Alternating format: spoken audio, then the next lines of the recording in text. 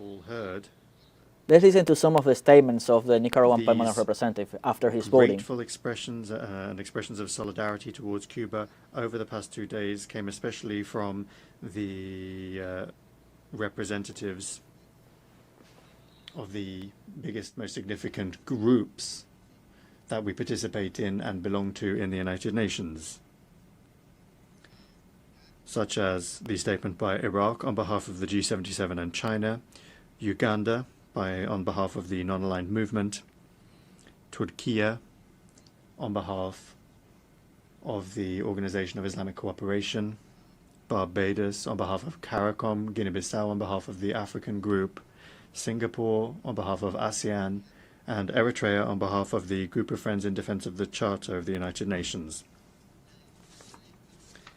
The denunciation of this blockade against Cuba is universal.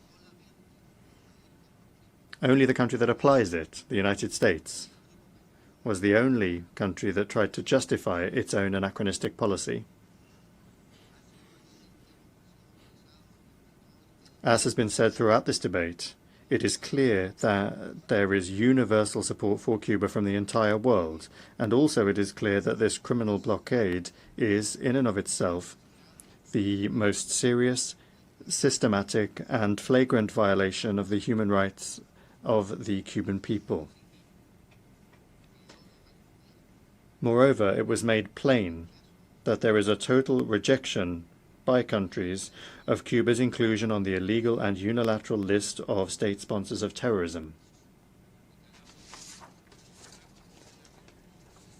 Nicaragua voted in favor of the resolution just adopted, and in so doing reaffirms its unshakable solidarity with the heroic Cuban Revolution, with its government and its people that are an example of dignity, resistance, and international solidarity.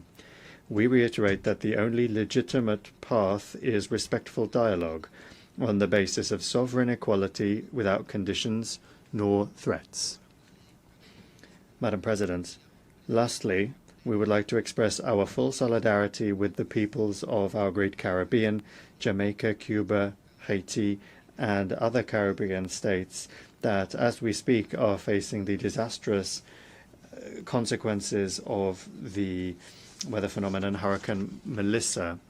We express our condolences to the families and governments over the loss of life. These increasingly frequent and extreme tragedies are the consequences of global warming and the climate crisis, which has been accelerated by the failure to comply with legally binding commitments made by developed countries under the United Nations Framework Convention and also the Kyoto Protocol and the Paris Agreement. The failure to comply with that by developed countries makes these phenomena increasingly disastrous in the Greater Caribbean. Thank you very much. I thank the